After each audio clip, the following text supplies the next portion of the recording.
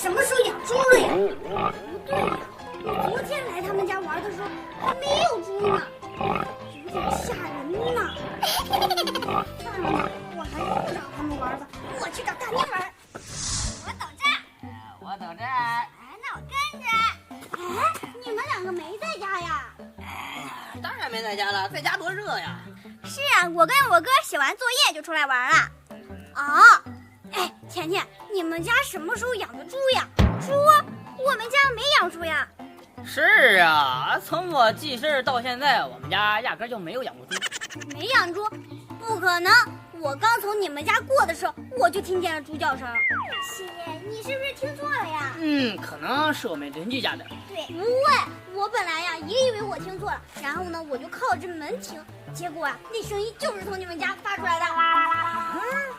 可是我们出来才5分钟啊。就是呀，出来的时候我们还在家呢。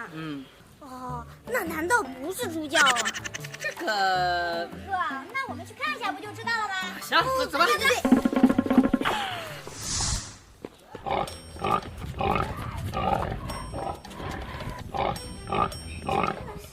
不说吧。家里面就咱妈一个人，按理说咱妈不可能买一头猪回家呀。难道家里进怪兽了？怪兽？不会吧？那咱妈会不会有危险呀？别急，我听一下。现在只有怪兽的叫声了，根本就没有大婶的声音了。大婶该不会被怪兽吃了吧？啊！救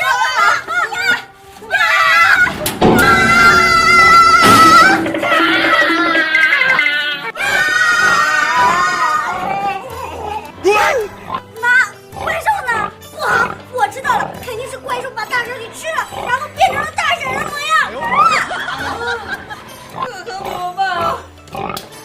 大义灭亲了吗？今天只能这样。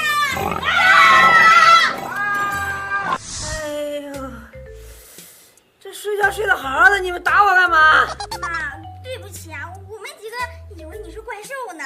就是你睡觉怎么发出了猪的声音？我那是在打呼噜，是不是这样？哎呦我的妈！就是这个声音。